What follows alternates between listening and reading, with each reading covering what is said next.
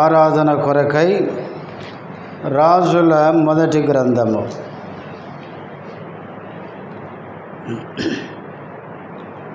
రాజుల మొదటి గ్రంథము 10వ అధ్యాయం మొదటి వచనం అందరము కలిసి చదువుకుందాం. రాజుల మొదటి గ్రంథము 10వ అధ్యాయము మొదటి వచనం కలిసి అందరం చదువుకుందాం.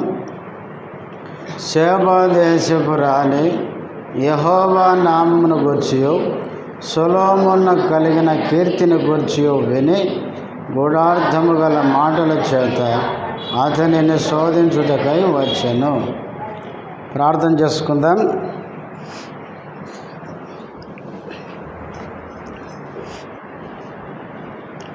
ప్రేమ కలిగిన మా పరలోకపు తండ్రి, పరిశుద్ధుడైన దేవ, యేసుక్రీస్తు నామములో వందనములు స్తోత్రాలు చెల్లిస్తుంటున్నాం. ఇంతవరకు పాటల ద్వారా నిన్ను మహిమపరచడానికి సహాయపడుతూ వచ్చినందుకు స్తోత్రాలు. ఆరాధనలో ప్రవేశించక మునుపు ఆరాధన కొరకై చదవబడిన లేఖన భాగములో నుంచి మాకు కావలసిన నీ మాటలు మాకు అందించండి. నీ దాసుడు బలహీనుడు, బలపరచుము.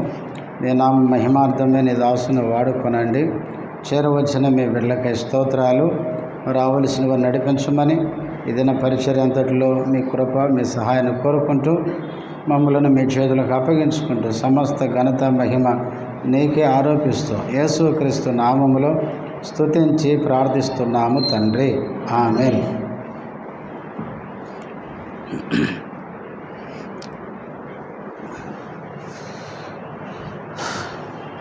రాజుల మొదటి గ్రంథము 10వ అధ్యాయం మొదటి వచనం.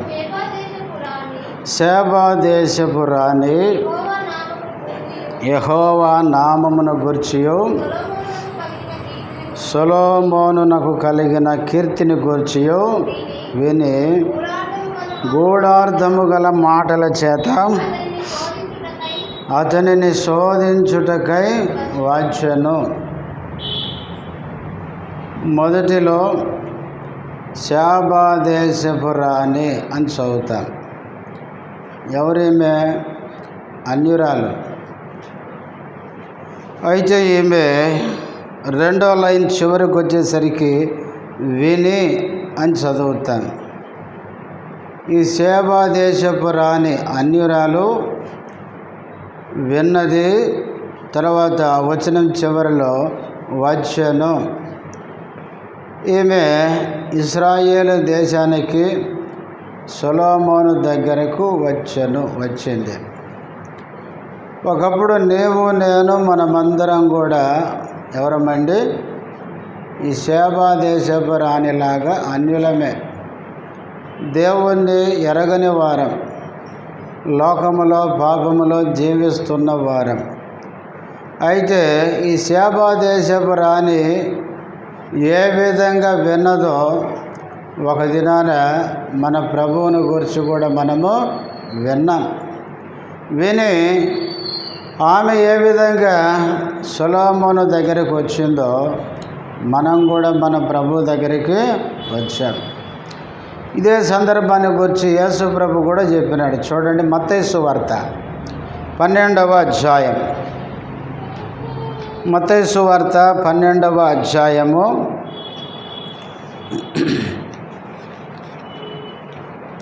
42వ వచనం. విమర్శ సమయమున దక్షిణ దేశపు రాణి ఈ తరము వారితో నిలవబడి వారి మీద నేరస్థాపన చేయును. ఆమె సొలొమోను జ్ఞాన వినుటకు భూమి అంతముల నుండి వచ్చెను. ఇదిగో సొలొమోను కంటే గొప్పవాడు ఇక్కడ ఉన్నాడు. దక్షిణ దేశపు రాణి అంటే షేబా దేశపు రాణి. ఈమె భూమి అంతముల నుండి సొలొమోను దగ్గరికి వచ్చింది.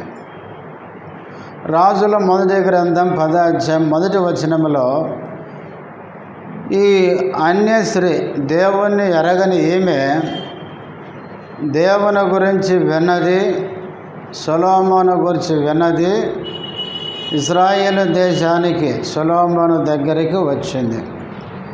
మనం కూడా దేవుణ్ణి ఎరగని మనము ఒక దినాన దేవుని గురించి విన్నాము, సత్యాన్ని గ్రహించాము, ప్రభు దగ్గరికి వచ్చాము, ప్రభువుని నమ్మి రక్షణ పొందాము.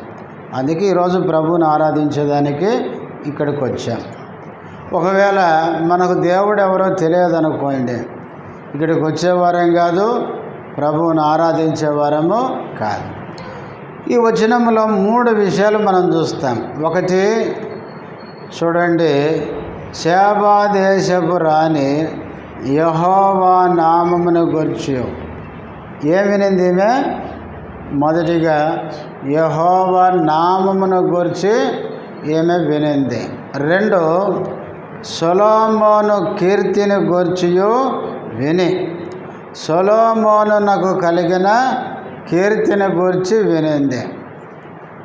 3వది ఆమె వచ్చింది. ఎందుకు వచ్చింది? గూఢార్థము గల మాటల చేత అతనిని శోధించుటకై. 3 విషయాలు ఉన్నాయి. ఒకటి యెహోవా నామమును గూర్చి విన్నది, 2 సొలొమోనునకు కలిగిన కీర్తిని గూర్చి వినింది, 3 సొలొమోను దగ్గరికి ఎందుకు వచ్చిందంటే గూఢార్థమైన మాటల చేత సొలొమోనును శోధించడానికి వచ్చేది. ఇప్పుడు 3 మాటలు మనం చెప్పుకోము, కానీ మొదటి మాటే మనం ఆరాధన కొరకు జ్ఞాపకం చేసుకుందాం. మొదటి మాట ఏంటి? యెహోవా నామమును గూర్చి ఈమె వినింది. దేవుని నామమును గూర్చి విన్నది. దేవుని నామం ఎలాంటిది? చూడండి, 8వ కీర్తన 8వ కీర్తన మొదటి వచనం. యెహోవా నా ప్రభువా, ఆకాశములలో నీ మహిమను కనపరచువాడా, భూమి ఎందంతటా నీ నామము ఎంత ప్రభావము గలది. దేవుని నామము మొట్టమొదటిగా ఎలాంటిదంట? ప్రభావము గలది. ప్రభావము అంటే ఇంగ్లీష్ బైబిల్లో ఎక్సలెంట్ అని ఉంది. ఎక్సలెంట్ అంటే అద్భుతమైన అని. ప్రియులారా, దేవుని నామము అద్భుతమైనది. ఎందుకంటే మన దేవుడే ఎవరండి? అద్భుతకరుడు. 9వ వచనంలో కూడా ఆ మాట చూస్తాం. యెహోవా మా ప్రభువా, భూమి యందంతటా నీ నామము ఎంత ప్రభావము గలది. మొట్టమొదటిగా యెహోవా నామము, దేవుని నామం ఎలాంటిదంటే ప్రభావము కలిగినది. ఎక్సలెంట్ నేమ్ అంటే అద్భుతమైన నామం అది. అక్కడ ఆ మాట చూస్తాం. భూమి యందంతటా అంటే దేవుని నామము ఈ సృష్టిని చూసినప్పుడు ఎంతో ప్రభావము కలిగింది అని దావీదు సెలవిస్తున్నాడు. చూడండి, 3వ వచనంలో అంటాడు, నీ చేతి పని అయిన నీ ఆకాశములను నీవు కలుగజేసిన చంద్ర నక్షత్రములను నేను చూడగా. దావీదు ఒక్కసారి సృష్టి వైపు చూసినాడు. చూసేసరికి సృష్టి ఎట్లుంది? చాలా అద్భుతంగా ఉంది. సృష్టి చాలా అద్భుతంగా ఉండేసరికి ఇప్పుడు దేవుణ్ణి ఏమన్నాడంటే, యెహోవా భూమి యందంతటా నీ నామం ఎట్లుంది? ఎక్సలెంట్గా ఉంది అని చెప్తున్నాడు. చాలా ప్రభావము కలిగింది. చూడండి, ఈ సృష్టిని మనం చూసినప్పుడు ఎంత అద్భుతం కదా. భూమికి ఏదన్నా ఆధారాలు ఉన్నాయా ఉండడానికి? భూమి మనకు తెలుసు, ఒక బంతిలాగా ఉంటుంది. గాలిలో ఇసిరేస్తే ఎట్లా ఉంటుందో అట్లా ఆగి ఉంటుంది. వాస్తవంగా ఏదన్నా ఆధారం లేకుండా ఒక చోట ఒకటి ఆగుద్దా అండి? ఆగదు. ఒక వస్తువు అట్లా వేసామనుకోండి, ఏమైంది? మళ్ళీ కిందకు వచ్చి పడుతుంది. కానీ భూమిని దేవుడు అట్లా ఉంచేస్తున్నాడు. అది మళ్ళీ దాని చుట్టూ అదే తిరుగుతుంది. తిరుగుతూ ఎక్కడికి పోతుంది? సూర్యుని చుట్టూ తిరుగుతుంది. తన చుట్టూ తాను తిరగడానికి ఒకరోజు పడుతుంది, సూర్యుని చుట్టూ తిరగడానికి 1 సంవత్సరం. ఎంత అద్భుతం కదా! ఒకవేళ భూమి తిరగకపోతే మనకు ఉదయ సాయంత్రంలో ఈ దినాలు జరిగేటివి కాదు. ఎంత అద్భుతం! అందుకనే ఈ సృష్టిలో దేవుడు జరిగించే కార్యాలను గురించి దావీదు ఆలోచించగా, యెహోవా నీ నామము ఎంత ప్రభావము కలిగింది. మొదటిగా మన దేవుని నామం ఎలాంటిదంటే ప్రభావము కలిగిన నామం. రెండవది 54వ కీర్తన. 54వ కీర్తన 6వ వచనం. యెహోవా నీ నామము ఉత్తమము, నేను దానికి కృతజ్ఞతాస్తుతులు చెల్లించుచున్నాను. దేవుని నామం ఎలాంటిదంటే ఉత్తమము. దేవుని నామము ఉత్తమమైనది. 52వ కీర్తన చివరి వచనంలో కూడా చదువుతాం, 3వ లైన్లో, నీ నామము నీ భక్తుల దృష్టికి ఉత్తమమైనది. దేవుని నామము ఏంటంటే ఉత్తమమైనది. ఎందుకు ఉత్తమమైనది అన్నాడు? 54వ కీర్తన 7వ వచనం, ఆపదలన్నిటిలో నుండి ఆయన నన్ను విడిపించి ఉన్నాడు. నా శత్రువుల గతిని చూచి నా కన్ను సంతోషించుచున్నది. దావీదుకి ఏమొచ్చాయంట? ఆపదలు వచ్చినాయి. 34వ కీర్తన 17-19 ఉంది కదా, ఏమని? నీతిమంతునికి కలుగు ఆపదలు 1 కాదు అనేకములు అన్నాడు. నీతిమంతులకి అనేక ఆపదలు వస్తాయి. అయితే దేవుడు వాటన్నిటిలో నుంచి వాని విడిపించును. మన దేవుడు మనకొచ్చే ఆపదల నుంచి విడిపించేవాడు. అందుకనే దావీదుకు వచ్చిన ఆపదలన్నిటిలో నుండి ఆయన నన్ను ఏం చేశాడు? విడిపించాడు. అంతేకాదు 2వ భాగంలో, నా శత్రువుల గతిని చూచి నా కన్ను సంతోషించుచున్నది.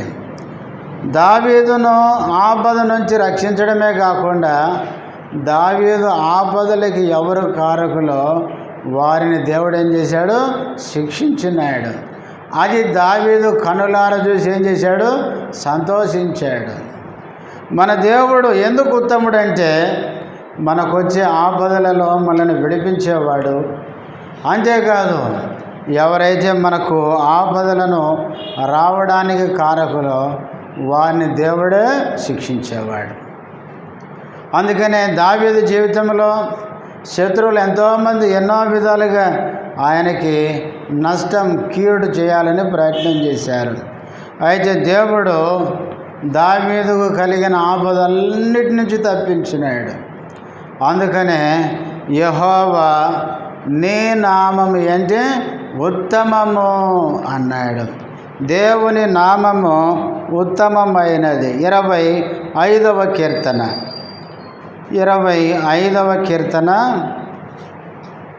8వ వచనం, యెహోవా ఉత్తముడును యథార్థవంతుడునై ఉన్నాడు. చల్లెమ్మ, దేవుడు ఎవరంట? ఉత్తముడు. మన దేవుడు ఉత్తముడు అంటే మంచివాడు అని.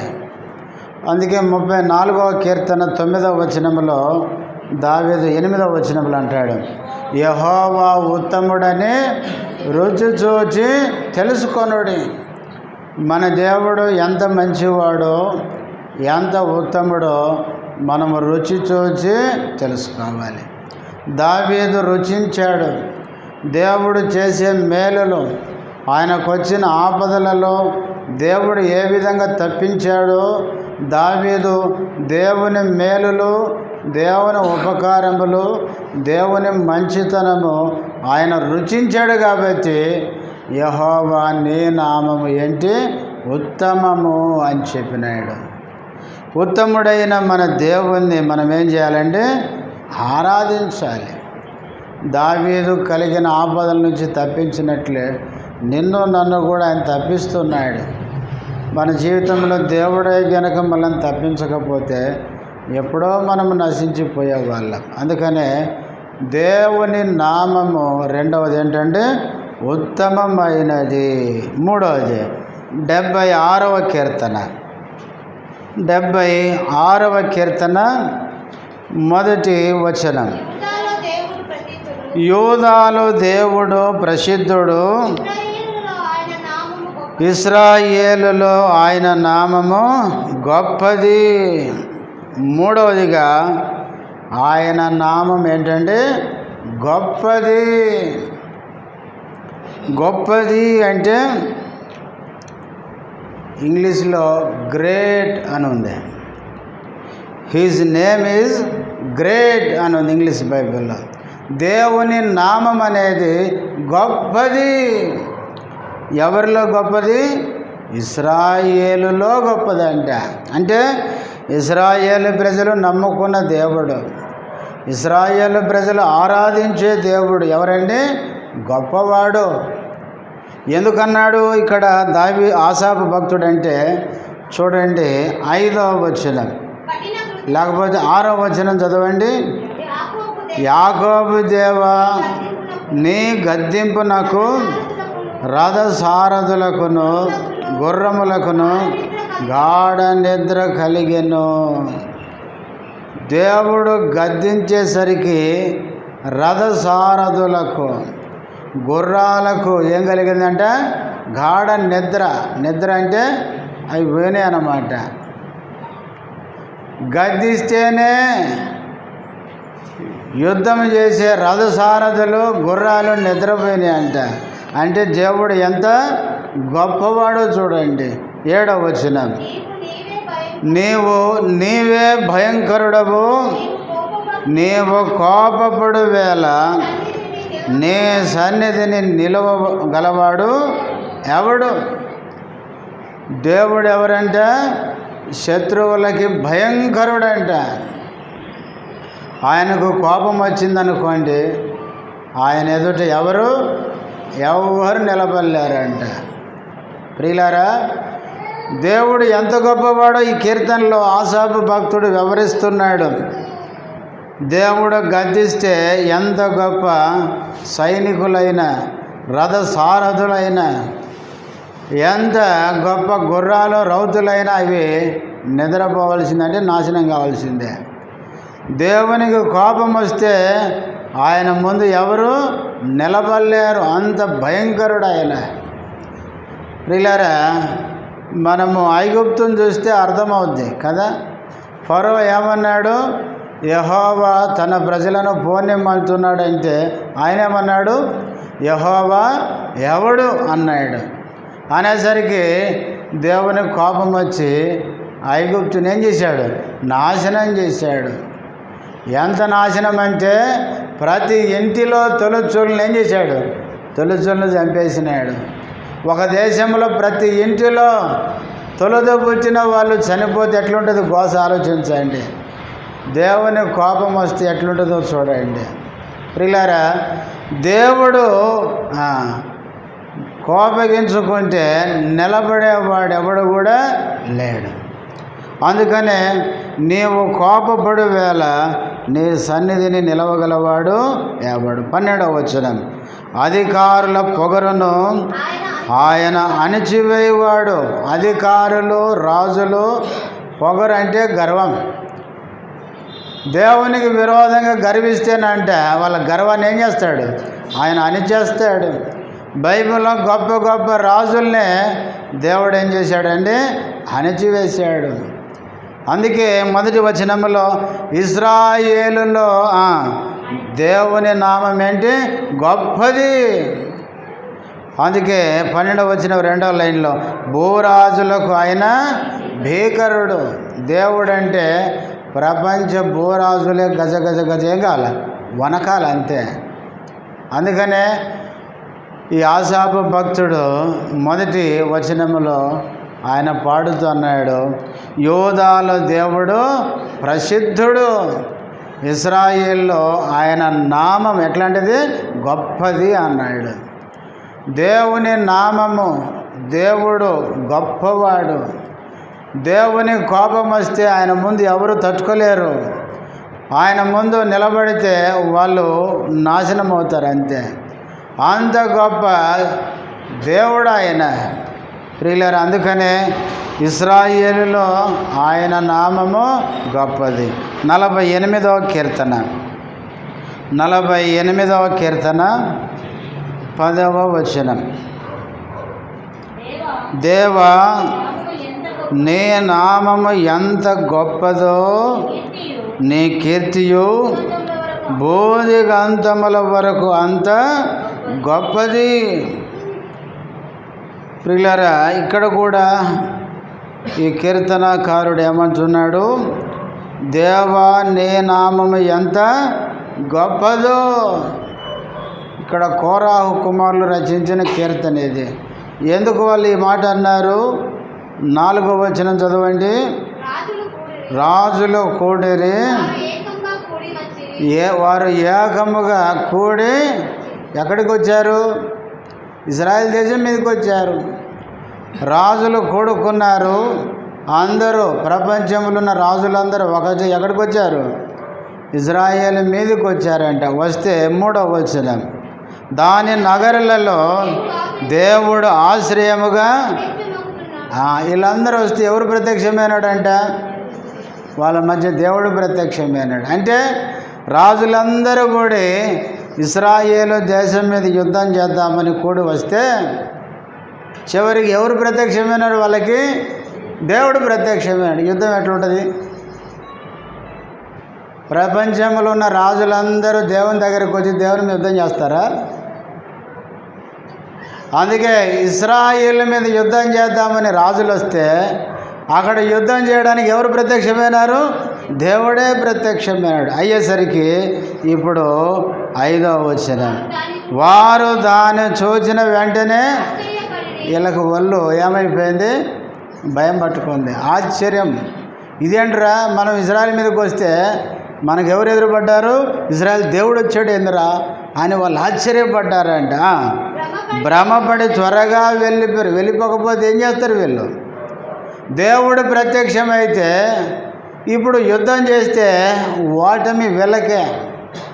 అందుకనే వాళ్ళు భ్రమపడి, వామ్మో మనం ఇశ్రాయేల్ మీద యుద్ధం చేద్దాం అనుకుంటే వాళ్ళ దేవుడే మన మీదకి వస్తున్నాడే, ఇప్పుడు మనం ఏం చేయలేం, ఇప్పుడు ఏం చేద్దాం, ఇంకా పారిపోదామని వాళ్ళు వెళ్ళిపోకపోతే వీళ్ళ పని అయితే. అందుకనే ఇది ఎరిగిన కోరాహు కుమారులు కింద అంటారు 5వ వచనం 6వ వచనం చూడండి, వారచ్చడు నుండగా వణుకును ప్రసవించు స్త్రీ వేదనయు. ఆయన యుద్ధం చేయకుండా ప్రత్యక్షమైతేనే వణుకు ఏంటంటే వేదన పుట్టిందంట. ప్రసవించు స్త్రీకి వచ్చే వేదన.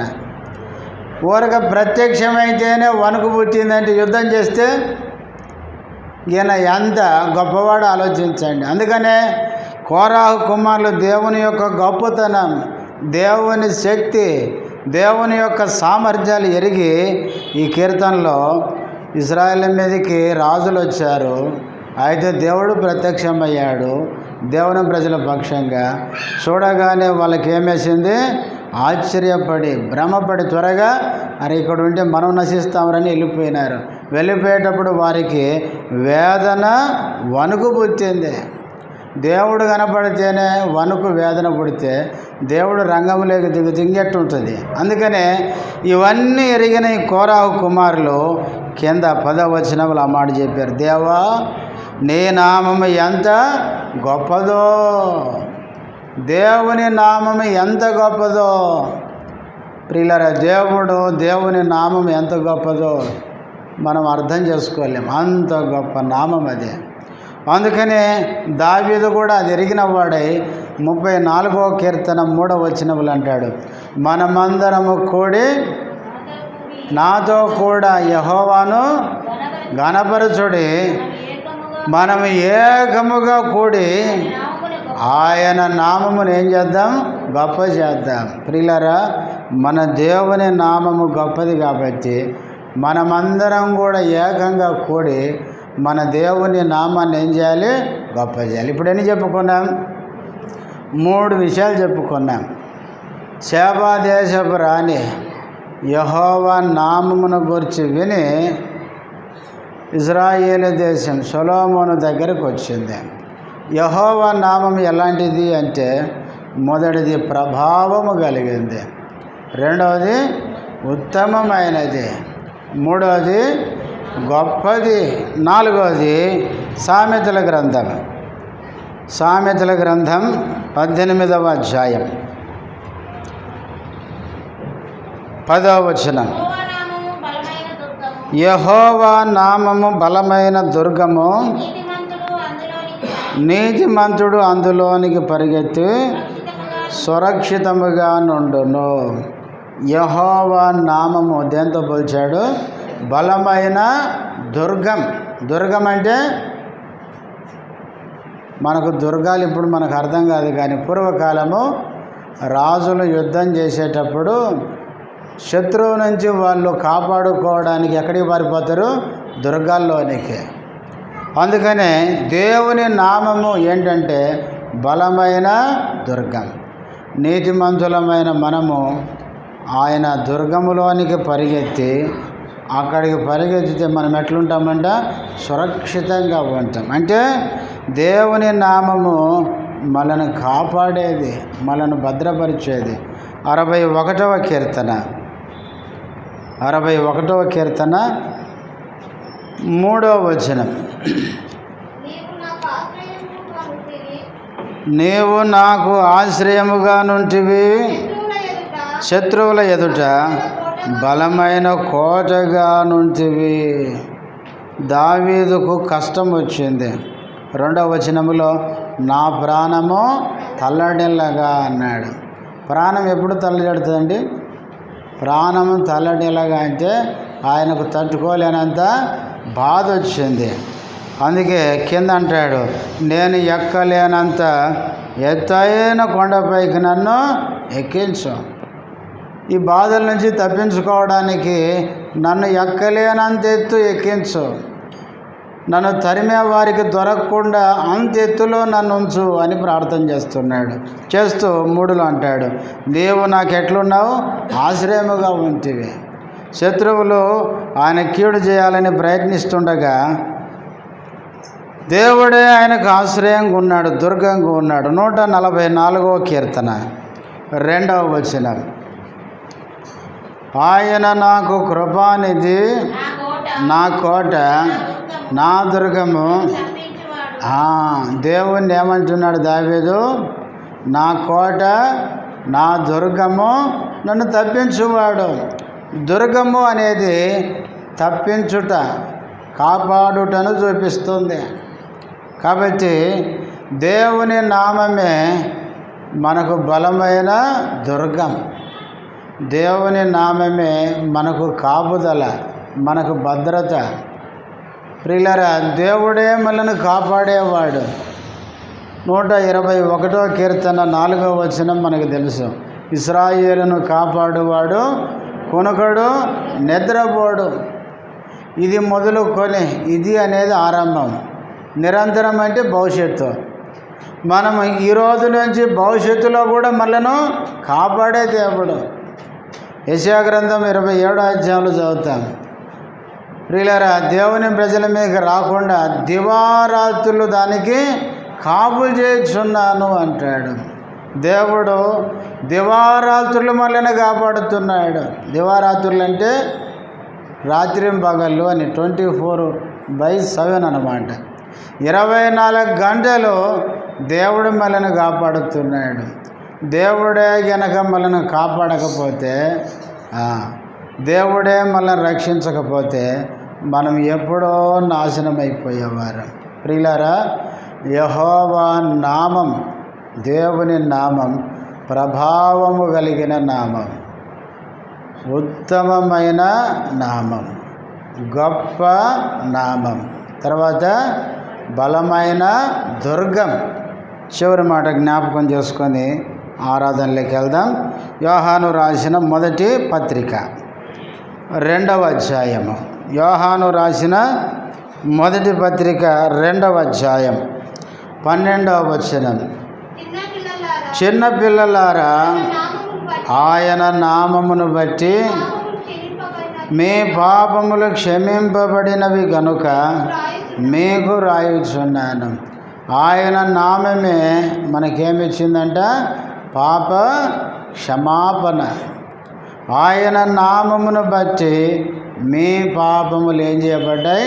క్షమించబడ్డాయి. ప్రియులారా, 5వదిగా మన పాపాలను క్షమించిన నామము.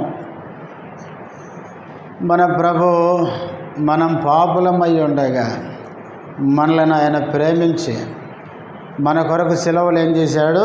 ప్రాణం పెట్టాడు. ఆయన చేతుల్లో కాళ్ళల్లో మేకులు కొట్టించుకున్నాడు.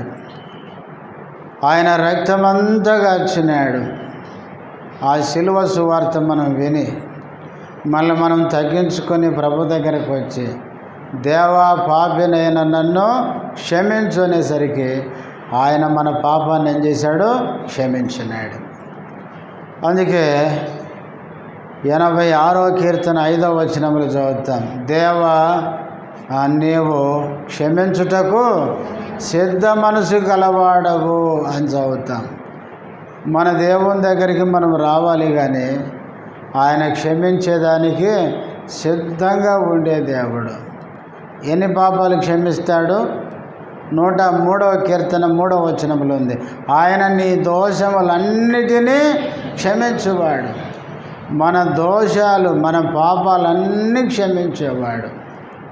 ఒకవేళ దేవుడు గనక మనల్ని క్షమించేవాడు కాకపోతే, ఒకసారి ఆలోచించండి, ప్రభువుని నమ్మి కూడా ఎన్నిసార్లు తప్పిపోయాం, ఎన్నోసార్లు దేవునికి వ్యతిరేకంగా పోయాం. మరి దేవుడు గనక క్షమించేవాడు కాకపోతే ఖచ్చితంగా ఈ పాటికి మనము ఏమయ్యే వాళ్ళం? శిక్ష విధిస్తే మనం నాశనమయ్యే వాళ్ళం. చూడండి, 130వ కీర్తన, కీర్తనలు 130, 3వ వచనం. యెహోవా,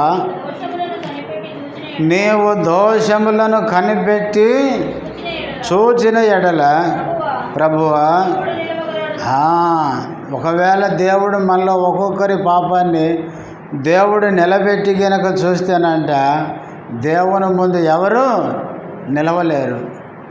అందుకే యెహోవా, నీవు దోషములను కనిపెట్టి చూచిన ఎడల, ప్రభువా, ఎవరు నిలబడతారయ్యా నీ ముందు? మనం దేవుని మీద నిలబడినప్పుడు దేవుడు మనల్ని క్షమించేవాడు కాబట్టే మనం నిలబడగలం. లేకపోతే ఆయన ముందు నిలబడడానికి మనకు అర్హతే లేదు. తర్వాత 4వ వచనం. అయినను ఆ జనులు నీ యందు భయభక్తులు నిలుపునట్లు, అందుకే మనం ఆయన ముందు నిలబడగలం. ఆయన దగ్గర క్షమాపణ గనక దొరకకపోతే, మన దేవుడు మనల్ని క్షమించేవాడు కాకపోతే ఆయన ఎదుట మనం అస్సలు నిలబడలేం.